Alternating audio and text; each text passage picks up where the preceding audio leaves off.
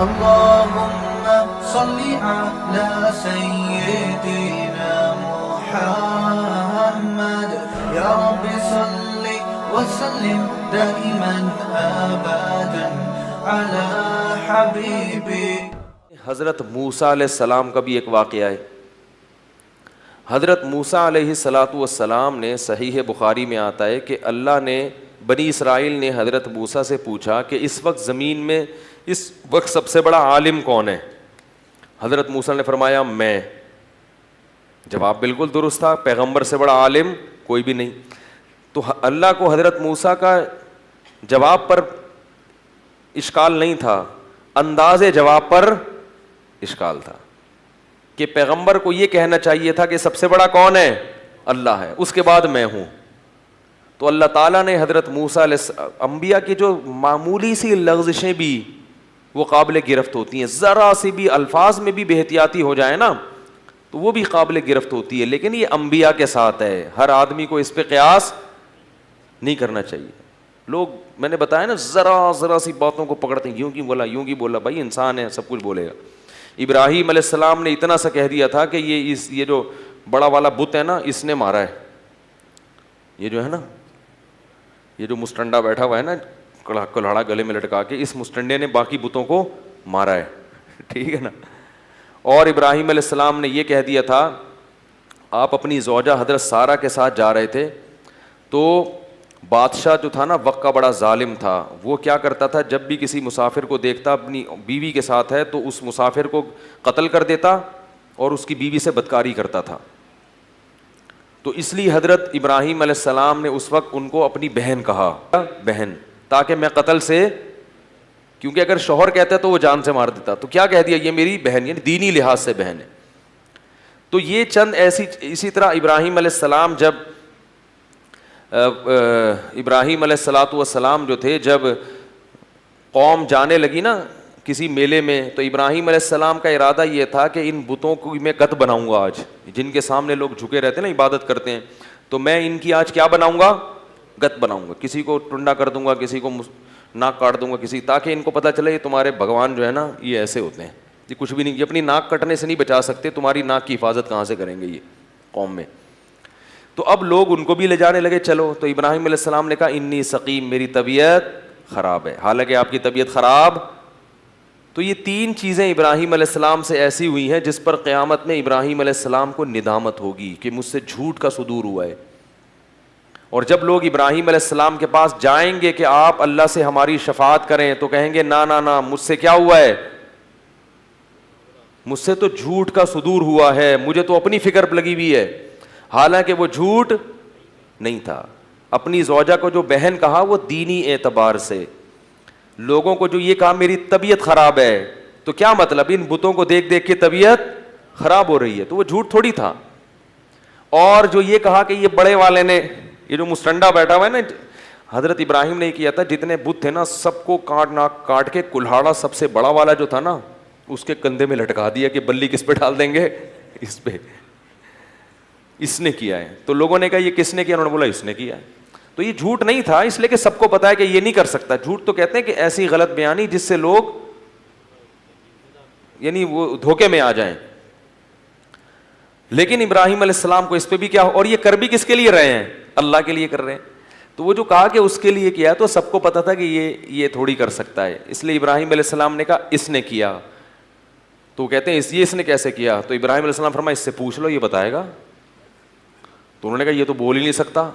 تو حضرت ابراہیم یہی اگلوانا چاہ رہے تھے کہ تم خود اپنے منہ سے بولو کہ یہ بول نہیں سکتا. تو جو بول نہیں سکتا ہے وہ تمہاری حاجت کہاں سے پوری کرے گا. یہ ہوتا ہے تربیت کا ایک طریقہ کہ سامنے والے کے منہ سے آپ یہ الفاظ نکلوائیں. حضرت ابراہیم نے کہا فعلہ کبیرہم ھذا, جو سب سے بڑا والا ہے نا وہ ہے سالہ, اس نے کیا. وہ سالہ اس معنی میں نہیں بھائی, اس کو برادر نسبتی کہتے ہیں, اس نے کیا یہ. تو انہوں نے کہا کہ اور فاسألوہم, پوچھ لو بتائے گا. ٹھیک ہے نا, پوچھ لو خود بولے گا میں نے کیا ہے. تو انہوں نے کہا تمہیں معلوم ہے کہ یہ بول نہیں سکتے. فوراً حضرت ابراہیم نے کہا اف لکم, تف ہے تمہارے اوپر جو کمبخت بول نہیں سکتا. کہیں فکس کر کے چلے جاؤ تو وہیں کا وہیں ہزاروں سال یوں ہی بیٹھا رہے گا. تو اس کو تم پوجتے ہو, اس کی عبادت کرتے ہو. یہ تبلیغ کا ایک طریقہ ہوتا ہے. تو یہ 3 باتیں ابراہیم علیہ السلام سے ہوئیں جو جھوٹ نہیں تھیں, لیکن ان کو بھی ابراہیم علیہ السلام کیا سمجھیں گے کہ گویا میں نے جھوٹ بولا, معاذ اللہ, یعنی خلاف واقعہ بات کی ہے. تو انبیاء بہت چھوٹی چھوٹی چیزوں پہ بھی, لیکن ہمارے لیے یہ اتنا اونچا معیار نہیں ہے. اگر آپ کو کوئی ناجائز شادی میں لے کے جا رہا ہے, مس گیدرنگ ہے, ڈھول ڈھمکے ہیں, آپ لوگوں کے فون آتے ہیں کہ خواتین کے بھی مردوں کے بھی کہ ہماری ساس جو ہے نا ایسی بہو کو زبردستی لے جاتی ہیں ایسی مس گیدرنگ والی شادی میں, ہم کہتے ہیں جائز نہیں ہے. تو اب وہ کیسے منع کریں, تو بول دیں میری طبیعت کیا ہے, ایکچولی آج میں صبح سے عجیب سا فیل کر رہی ہوں, سر میں کچھ عجیب سا فیل ہو رہا ہے. تو وہ کہ کیا فیل ہو رہا ہے, بولیں بس سر میں کچھ عجیب سا ہو رہا ہے, کچھ یعنی ٹوپی کرا دیں. تو ہمارے لیے ہمیں اتنا نیک فنٹر بننے کی ضرورت نہیں ہے, اتنا زیادہ نیک نا کہ ہم بولیں کہ یہ جھوٹ نہ ہو جائے. تو کچھ نہیں ہوتی, یہ جھوٹ ووٹ نہیں ہوتا. فیل ہو رہا ہے نا, غصہ آ رہا ہے کہ بھائی یہ کیا ہو رہا ہے, تو پیناڈول بھی رکھ لیں 2 سامنے, ایک جعلی پیناڈول پہلے سے بنا کے رکھیں, ایسی ضرورت پڑتی رہتی ہے. جعلی پیراسیٹامول, پیناڈول, کچھ ٹیکے پانی کے, ٹھیک ہے نا, تاکہ کبھی ساس اس طرح کا مطالبہ کریں یا رشتہ دار آپ کو مجبور کریں ناجائز محفل میں جانے پر, تو وہ ٹیکا ٹھوک لیں اپنے کہ مجھے آج بہت تیز بخار ہو رہا ہے, میں نہیں جا سکتا. ایسے بھی ٹیکے آتے ہیں کہ وہ ٹھکتے ہی نہیں ہے نا, وہ اسپرنگ لگی ہوتی ہے, گھس جائیں گے, ایسا سامنے والے کو ایسا لگے گا جیسے سوئی اندر گھس گئی ہے. تو یہ سب جائز ہے, بلکہ ایسے مجبوری میں واجب ہے, کرنا پڑتا ہے, اس کے بغیر لوگ آپ کو جینے نہیں دیتے. تو اسی طرح جیسے حضرت ابراہیم سے اتنی سی بات ہوئی, تو اللہ تعالیٰ حضرت موسیٰ علیہ السلام نے بھی اتنا سا لفظ کہہ دیا کہ سب سے بڑا عالم کون ہے, میں ہوں. تو اللہ نے کہا پہلے کیا کہتے, اللہ ہے, اس کے بعد میں ہوں. تو اللہ نے کہا کہ جاؤ, ایک بستی ہے وہاں میرا ایک بندہ رہتا ہے, اس کے پاس وہ علوم ہیں جو آپ کے پاس نہیں ہیں. حالانکہ حضرت موسیٰ کے پاس جو علوم تھے وہ ان کے پاس نہیں تھے, حضرت خضر علیہ السلام کے پاس. اور حضرت موسیٰ کے علوم کی اہمیت خضر علیہ السلام کے علوم کی اہمیت سے زیادہ, کیونکہ یہ شریعت کا علم رکھتے ہیں, وہ شریعت کا علم نہیں رکھتے. حضرت موسیٰ علیہ السلام اپنے خادم کو لے کے چلے, ان کے ساتھ خادم بھی تھا. تو مچھلی ساتھ رکھی کھانے کے لیے, اس سے پتہ چلتا ہے کہ انبیاء اچھی چیزیں کھاتے ہیں, فش, صحیح ہے نا, انبیاء کی خوراکوں میں کبھی بھی کوئی غلط چیز نہیں ہوتی.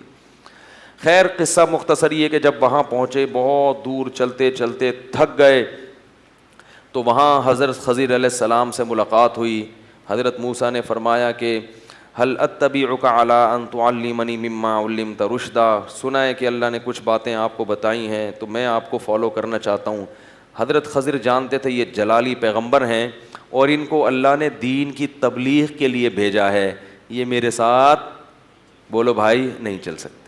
فرمایا انک لن تستطیع معی الصبر, اے موسیٰ تو میرے ساتھ صبر نہیں کر سکتا, کوئی بھی ایسا کام میں کروں گا جو بظاہر غلط ہوگا تو خاموش نہیں رہے گا, تو تو پیغمبر ہے, پیغمبر تو منکر کو مٹانے کے لیے آتے ہیں.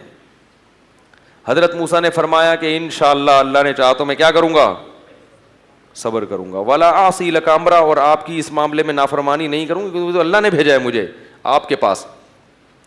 تو کہا کہ ٹھیک ہے پھر چلتے ہیں, ٹھیک ہے نا, اب خاموشی سے سفر کرنا میرے ساتھ. فانطلقا, دونوں نکلے, ایک کشتی میں سوار ہوئے. رکبا فی السفینہ, کشتی میں بیٹھے ہیں. جب کشتی پار ہوئی ہے تو حضرت خضر نے اس کشتی کا ایک پھٹا توڑ دیا, عیب دار بنا دیا. حضرت موسیٰ علیہ السلام کو بڑا غصہ آیا کہ بلا وجہ ایک معصوم آدمی کی کشتی کو کیا کر دیا, بیڑا غرق کر دیا, اس کی کشتی کا توڑ دیا اس کو. لقد جئت شیئا امرا, کہنے لگے آپ نے تو عجیب ہی کام کیا, ظلم کیا اس کے اوپر. حضرت خضر نے فرمایا الم اقل لک, بیٹا نہیں چھیڑو کسی چیز کو, الم اقل انک لن تستطیع معی الصبر, میں نے کہا نہیں تھا کہ آپ میرے ساتھ صبر نہیں کر سکتے. حضرت موسیٰ کو اپنا وعدہ یاد آیا, کہنے لگے لا تؤاخذنی بما نسیت, بھائی اگر کوئی آدمی بھول جائے نا اس پہ اس کی پکڑ نہیں کرنی چاہیے. بھولے سے بہت کچھ ہو سکتا ہے انسان کے ساتھ, اور اتنی ٹینشن میں نہ ڈالیں, بس اب نہیں پوچھوں گا. فانطلقا, آگے چلے ہیں دونوں.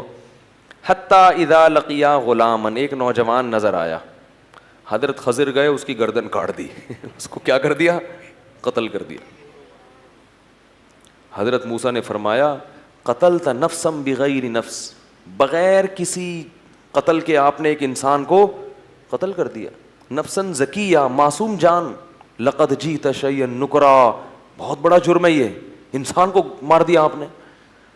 حضرت خضر نے فرمایا الم اقل لک انک لن تستطیع معی صبرا، میں نے کہا تھا اے موسیٰ آپ میرے ساتھ صبر نہیں کر سکتے. اب حضرت موسیٰ نے کہا ان سألتک عن شیء بعدها فلا تصاحبنی، اب میں خود اپنی سزا تجویز کر رہا ہوں، اگر میں نے مزید کوئی سوال پوچھا تو آپ مجھے اپنے ساتھ نہ رکھیں، واپس چلا جاؤں گا میں، یہی میری سزا ہے، اب نہیں پوچھوں گا. فانطلقا، پھر نکلیں. حتیٰ اذا اتیا اہل قریۃ استطعما اہلہا، ایک بستی میں گئے، وہاں بستی مسافر تھے تو بستی والوں سے کہا کہ بھئی ہم مسافر ہیں، تھوڑا ہمارے لیے کوئی کھانے پینے کا انتظام کیا جائے، مجبور ہیں. بستی والے ایسے نیمبو نچوڑ، مسافر پر تو سبھی کو ترس آتا ہے نا، اور پہلے زمانے کے مسافر تو بالکل بیچارے ایسے، یعنی ان کے پاس تو وہ سہولتیں نہیں ہوتی تھیں، وہ ایسے نالائق بستی والے کہ انہوں نے ان کے اکرام سے منع کر دیا، نہیں یہاں کچھ نہیں ملے گا. تو حضرت خضر نے دیکھا کہ ایک بستی میں ایک دیوار تھی جو گرنے والی تھی، اس کو ریپیئرنگ کر کے صحیح کر دیا. حضرت خضر نے فرمایا کہ جو بستی، جو جس بیچاروں نے کچھ کیا نہیں تھا ان کے ساتھ تو ایسا سلوک کیا، کشتی توڑ دی، بندہ مار دیا بغیر کسی وجہ، اور جو نالائق تھے ان کی دیواریں صحیح ہو رہی ہیں. اگر کرنی تھی تو پیسے تو لیتے، ان سے کیا لیتے؟ پیسے لے کے کر لیتے یہ کام. ایسے نالائقوں کے ساتھ احسان کیا آپ نے. حضرت خضر نے فرمایا ھذا فراق بینی و بینک، اے موسیٰ میرے اور تیرے درمیان جدا، بس اب ہم دونوں ساتھ نہیں چل سکتے. رسول اللہ صلی اللہ علیہ وسلم نے جب یہ حدیث بیان کی تو آپ نے فرمایا کہ رحم اللہ موسیٰ، اللہ موسیٰ پہ رحم کرے، اگر کچھ دیر خاموش رہ جاتے تو اور پتہ نہیں کتنی چیزیں ہمارے سامنے آ جاتی. تو پھر حضرت خضر نے فرمایا کہ اب میں تمہیں بتاتا ہوں میں نے ایسا کیوں کیا. فرمایا کہ کشتی جو تھی آگے ایک ظالم بادشاہ تھا، وہ ظالم بادشاہ عیب دار کشتی کو تو چھوڑ دیتا تھا، جو کشتی صحیح سالم ہوتی اس کو غصب کر لیتا تھا. تو میں نے اس کی کشتی کا پھٹا توڑ کے اس کو عیب دار بنا دیا تاکہ اس کی کشتی محفوظ ہو جائے. اور یہ جو نوجوان بچہ تھا، اس بچے کے بارے میں میرے رب نے مجھے بتایا کہ یہ بڑا ہو کر اپنے ماں باپ کا نافرمان بنے گا، اس کے والدین نیک لوگ ہیں، تو اللہ نے چاہا کہ اس کو مار دیں اور اس کے بدلے ان کو دوسری اولاد دیں جو اب بڑے ہو کر اپنے والدین کی آنکھوں کی ٹھنڈک بنے گی. یہ نافرمان ہوتا، جہنم میں جاتا اور والدین کو بھی ستاتا دنیا میں. اور تیسرا جو مسئلہ تھا، وہ جو دیوار تھی وہ یتیم بچوں کا خزانہ اس کے نیچے دفن تھا.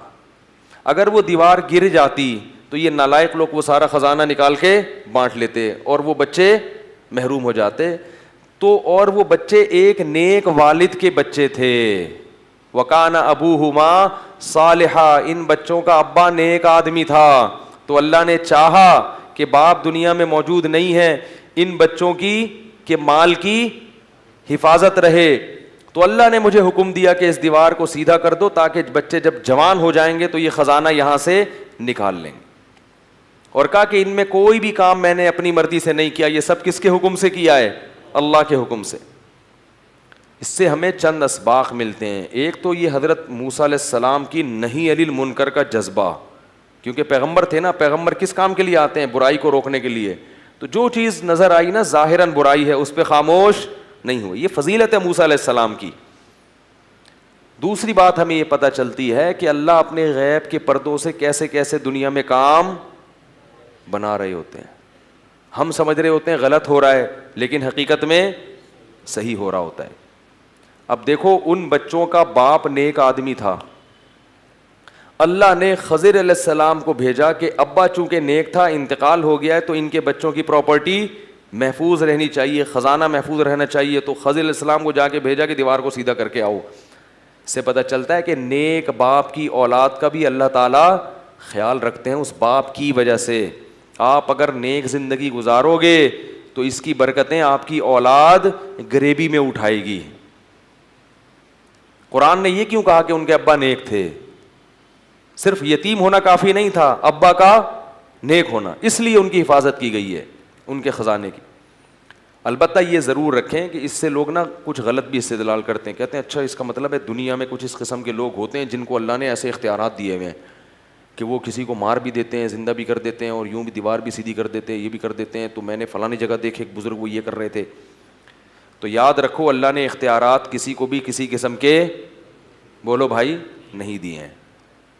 حضرت خضر کے پاس کوئی اختیارات نہیں تھے، ان کو اللہ نے الہام کیا. اگر پیغمبر تھے تو وحی کی، ولی تھے تو الہام کیا، اور الہام اتنا مضبوط کہ وہ یقین کی معنی میں ہوتا ہے.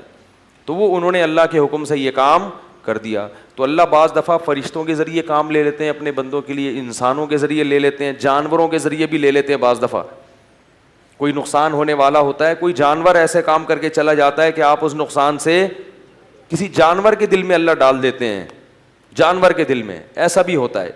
تو ہمیں اس سے مطلب نہیں ہے کہ کون کام کر رہا ہے، ہمیں اس سے مطلب ہے کہ کام کرنے والا کون ہے؟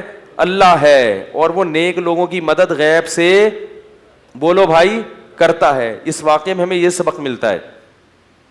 تو یہ موسیٰ علیہ السلام کا دلچسپ واقعہ تھا. اس کے بعد مفتی طارق مسعود صاحب کے بیانات سننے کے لیے youtube.com/مفتی طارق مسعود کو سبسکرائب کریں.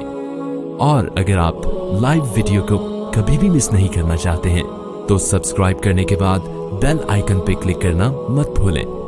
جزاک اللہ.